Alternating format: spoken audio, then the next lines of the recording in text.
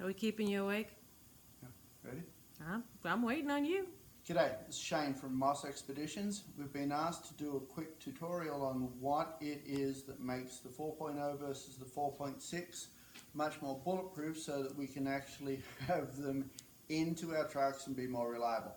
The 4.0 is prone to a leaking cylinder liner in the block, whereas the 4.6 is prone to a slipped liner. The slipped liner will create a knocking noise in the engine and is very expensive to repair.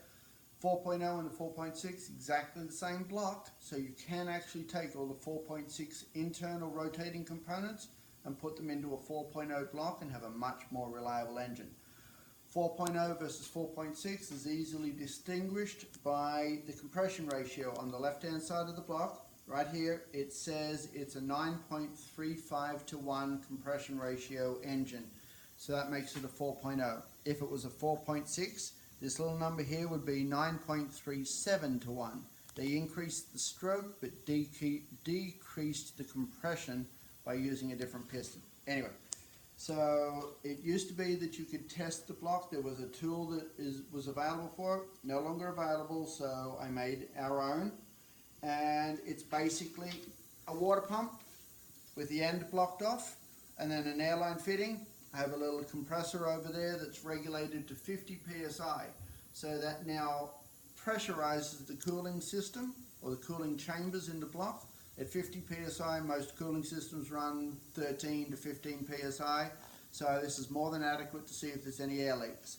So we have that, and these small little plates block off the coolant chambers so that now we can actually test to see if there's any air leaking from the block to the sleeve liner. So we just take Windex or soapy water right around this joint where the block and the cylinder liner meets.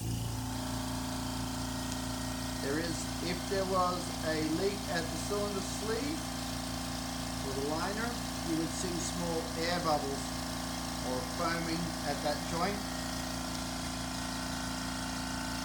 That side's good. You would see air bubbles like this here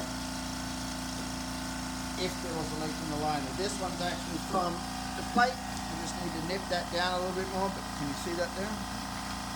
So just nip that down just a tad more, because you don't want to over tighten it, but that took care of that.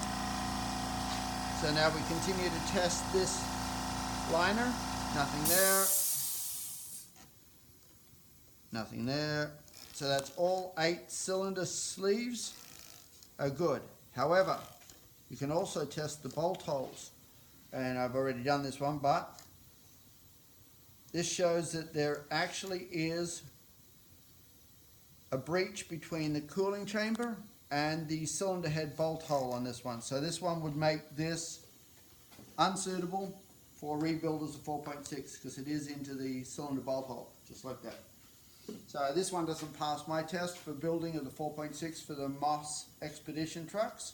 So on to the next block and we'll see if we're better luck next time. Thanks.